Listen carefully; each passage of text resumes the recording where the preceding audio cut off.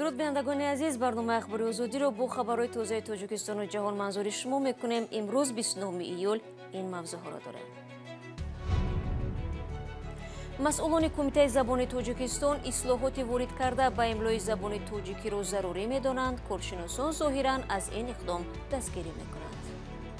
ӯй дароз дар ҷои худаш ҳамеша буд, боқӣ мемонад. ин баҳс надорад. ӯй кӯтоҳ ҳам дар ҷои худаш. вазири мудофиаи Русия дар душанбе аз ҳузури ҷангҷӯёни Дуиш дар шимоли Афғонистон нигаронӣ карда ба Тоҷикистон ваъдаи кӯмак намуд. ва раҳбарони кунунии созмони молии Имон Интернешнл мегӯянд саҳмияҳои ин муассисаро аз моликони собиқаш бо нархи бозорӣ хариданд. додситони кулли Тоҷикистон бо сафари корӣ дар Олмон қарор дошта бо ҳамтоёни худ дар ин кишвар масъалаи истирдоди ҷинояткоронеро баррасӣ мекунад, ки дар Тоҷикистон ҷустуҷӯ мешаванд. хадамоти матбуоти додситони кул бо нашри ин хабар мегӯяд, Юсуф Раҳмон аз рӯзи 27 июл дар Олмон аст ва бо додситонҳои ҷумҳурии федералӣ, шаҳри Дюсселдорф ва дигар ашхоси расмӣ вохӯрдааст. ҷонибҳо ҳамкориҳоро баррасӣ мекунанд. таври маълум, аз соли 2015 ба ин тараф даҳо фаъоли сиёсии Тоҷикистон аз ҷумла сарони ҳизби мамнӯи Наҳзати Исломӣ дар ин кишвар паноҳанда шуданд. онҳо мегӯянд, ки дар пайи фишору таъқиб барои фаъолиятҳои сиёсӣ, хабарнигорӣ ва дидгоҳҳои мазҳабиашон ба тарки Тоҷикистон маҷбур гардиданд. ҳамчунин моҳи майи соли ҷорӣ дар Олмон муҳокимаи панҷзодаи Тоҷикистон бо гумони ҳамкорӣ бо гурӯҳи Дуиш ва омодагӣ ба анҷоми ҳамлаҳои террористӣ оғоз шудааст. имлои нави забони тоҷикӣ, ки ахиран аз сӯи ҳукумати Тоҷикистон қабул гардид, имрӯз дар нишасти матбуотии Кумитаи забон ва истилоҳот баҳсҳоеро ба миён овард. сарфи назар аз он, ки интиқодҳое аз тағйиротҳои нави имло вуҷуд дорад, раҳбарияти Кумитаи забон мегӯяд, ҳангоми ислоҳот дархосту муроҷиатҳои мардум ва коршиносон ба назар гирифта шудааст. ба қоидаҳои имлои забон ба сурати умум 119 тағйиру иловаҳо дароварда шуд. тафсилот дар гузориши барои ва Алишер Зарифӣ. раҳбарони Кумитаи забон ва истилоҳоти Тоҷикистон тағйири дигарбораи имлои забони тоҷикиро амри зарурие номиданд, ки ба гуфтаи онҳо ҳадафаш бартараф кардани хатоҳои ислоҳоти гузашта будааст, вале онҳо ҷузъиёти бештар наоварданд. имлои бисёр хуб ва имлои бисёр чоп шавад дар рӯзномаҳо шумо мебинед, ҳеҷ гуна сару садо ва ҳеҷ гуна мушкилотро пеш намеорад. ҳоло сар мегӯем, ки сару садоҳоро пеш овард. кадом сару садоҳо? кадом мушкилот? як мушкилоташа гӯед. ҳеҷ гуна мушкилотеро имлои нави мо пеш намеорад. ин дар ҳолест, ки аз ҳоло дар шабакаҳои иҷтимоӣ танқиду нигарониҳо аз тағйири нави имло садо медиҳанд. бархи бар ин аст, ки зуд иваз кардани имло ва дар як меъёри муайян нигоҳ надоштани он боиси сардаргумӣ ва хатоҳои бештар шудааст. имлоро ҳар 10 сол як бор ислоҳ кардан на танҳо кори дуруст нест, балки кори беҳудааст. имлоро дар 50 сол як бор агар ислоҳ кунанд, он ҳам кори дуруст нест. бибинед, масалан, имлои забони фаронса чанд сад сол боз ҳамин як нависишро дорад. ё имлои забони инглисиро касе ислоҳ намекунад. имлои забони русиро низ касе ислоҳ намекунад. чуноне ки дар 50 сол пеш тобис шуда, tasbit шуда, дигар онро касе ислоҳ намекунад. ба қавли Ҷайҳунӣ, барои босифат ва тез омӯхтани имлои нави забон бояд омӯзиши онро аз кӯдакистон сар кунанд ва меъёр бетағйир монад. аммо бархе дигар аз пажӯҳишгарон тағйири имлоро қобили қабул ва зарур медонанд. як кори хос, кори хубе карда шуд, ин қобили қайд аст. масалан чӣ? ӯй дароз дар ҷои худаш ҳамеша буд, боқӣ мемонад. ин баҳс надорад. ӯй кӯтоҳ ҳам дар ҷои худаш. дар ин миён дар баъзе як камбудии ҷиддие, ки дар калимаҳои арабӣ бештар ба кадом далелҳои номаълум ҳамин ӯро ворид карда буданд, дар ин қароре ки соли 11 баромад, дар ҳамун калимаҳо, танҳо дар он калимаҳо ӯро аз байн бурданд. дар ин тағйироти охирин ин чиз ба ҳамон ҳоли пешинаш мондааст. дар ин тағйироте ки охир ҳаст, баъзе масъалаҳои дигаре ҳаст, ки бештар ба аломатҳои китобат дахл доранд, ки дар қарори пешин набуд. дар баробари чандин тағйир дар қонуни нави имло аз ҷумла ҳарфҳои алифбо ба шеваи тоҷикӣ номгузорӣ шуд. масалан, ҳарфи ме бар асоси алифбои русӣ м ном бурда мешуд, акнун ме гуфта мешавад, ё ин ки ҳарфи л минбаъд л ном дорад. дар қоидаҳои нав ба ҷои ӯи дароз танҳо ӯ ва и дароз танҳо и омадааст. کمیته زبان و اصطلاحات همه تغییر و الоваҳо ро дар як дастурамал ба вазорати маориф ва илм барои ҷорӣ намудани он дар китобҳои дарсӣ ба иттифоқи нависандагон ва ба идораи нашрияву расонаҳо пешниҳод хоҳад кард.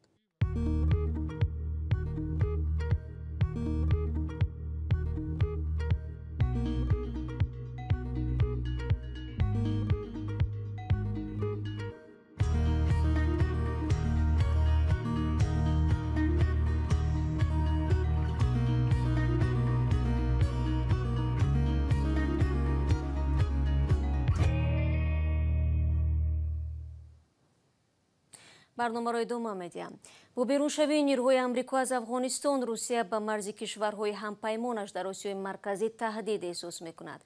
به قول وزیر مدافع روسیه سرگئی شایگو که دیروز با همتای توجیکش در دوشنبه ملاقات کرده بود، نیروهای افراطگرا از حساب عنصرهای گروهی به نام دولت اسلامی در شمال افغانستان تحکیم می‌یابند.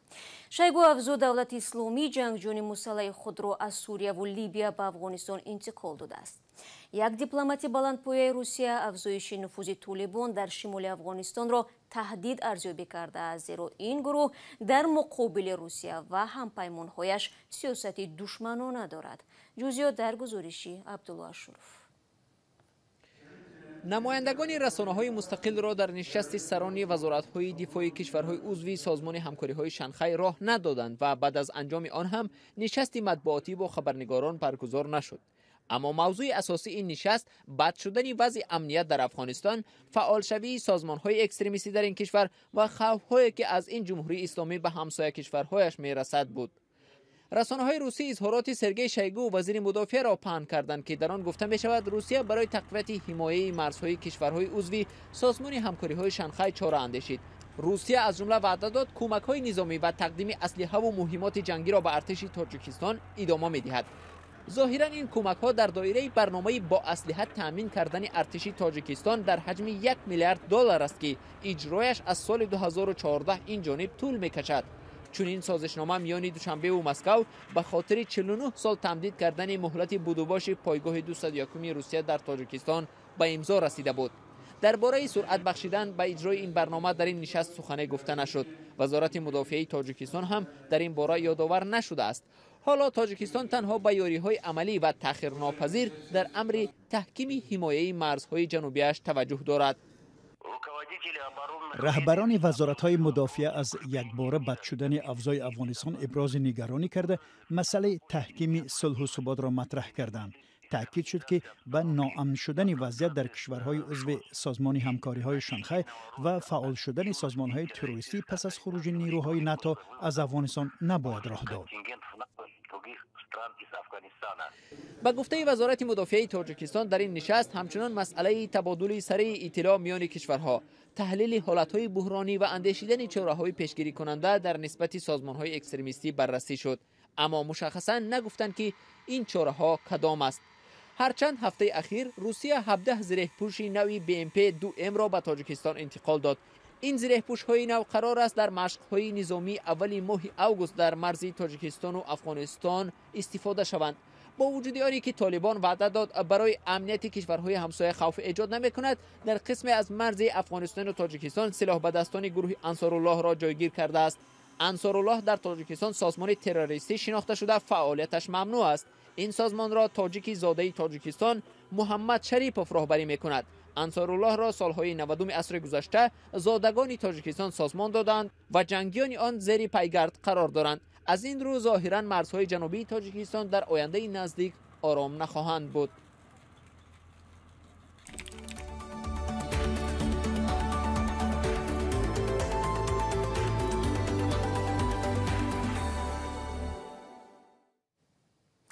صاحبان نوی تشکیلات مولی ایمان اینترنشنال میگویند این سازمان را با نرخ بازاری خریداری کرده یگان خلافکاری جای نداشته است.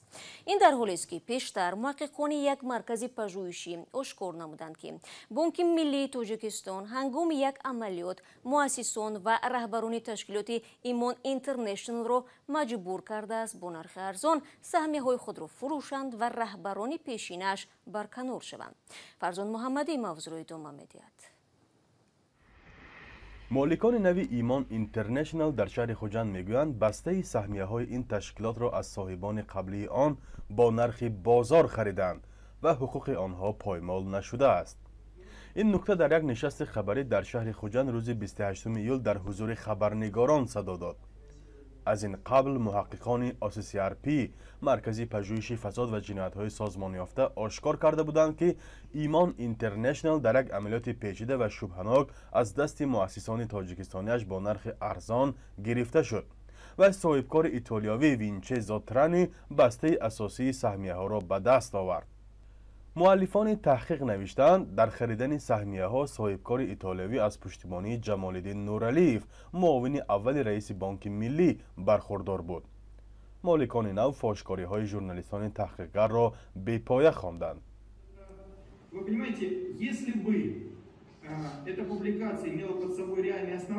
میفهمید اگر این مطلب اساس می داشت ما حالا شاهد بازپس گرفتن امانت ها می شدیم، زیرا اگر تو را با فعالیت های ناشفاف عیبدار کنند مشتری ها بی‌ضابطه شده می روند. در تقویت این ادعا خود یریامین گفت سرمایه‌گذاران ایمان اینترنشنال همکاری را با این تشکیلات قطع نکرده بلکه ادامه می دهند. او افزود که اخیراً بانک اروپایی تجدید و رشد برای ایمان اینترنشنال 4 میلیون دلار قرض جدا کرد. در این نشست همچنان گفته شد خرید و فروش سهمیه های ایمان اینترنشنال زیر نظر مقامات تاجیکستان صورت گرفت و خلافکاری در آن روی نداده است. این داد و گرفت را بانک ملی، خدمات ضد انحصاری و هم کمیته انداز سنجیده بودند. بنابراین کسی را در انجام دادن عملیات های ناشفاف عیبدار کردن ناممکن است. خرید و فروش ایمان اینترنشنال که بحث های زیاد را به میان آورده است ماه مارس سال 2021 انجام شد.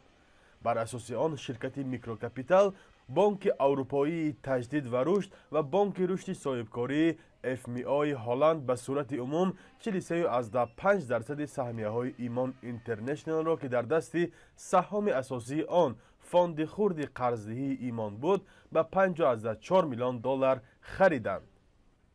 ایمان اینترنشنال یکی از نهادهای فعال قرضی در تاجیکستان می باشد که سال 2005 از سوی گلبهار محکمه و صنوبر شریفوه تشکیل شد. هدف آنها از ابتدا رساندن خدمات مالیوی به زنان صاحبکار بود. تشکیلات ایمان اینترنشنال در سالهای اخیر به یکی از اشتراکچیان اساسی بازار بانکی تاجیکستان تبدیل شد و از سرمایه‌گذاران خارجی مبلغ‌های کلان قرضی جلب کرد. مشکل در کار ایمان اینترنشنال سال 2017 آغاز شد. در آن سال بانک ملی اعلام کرد که در کار ایمان و بانک اسقاط کمبودهای زیاد آشکار شده است. در پی اعلان بانک ملی رهبریت آن وقتی اسقاط و ایمان از مقامهایشان برکنار شدند. چند بعد بانک ملی با صدور یک قرار فاندهای را مثل ایمان عهدهدار کرد سهمیه‌هایشان را فروشند.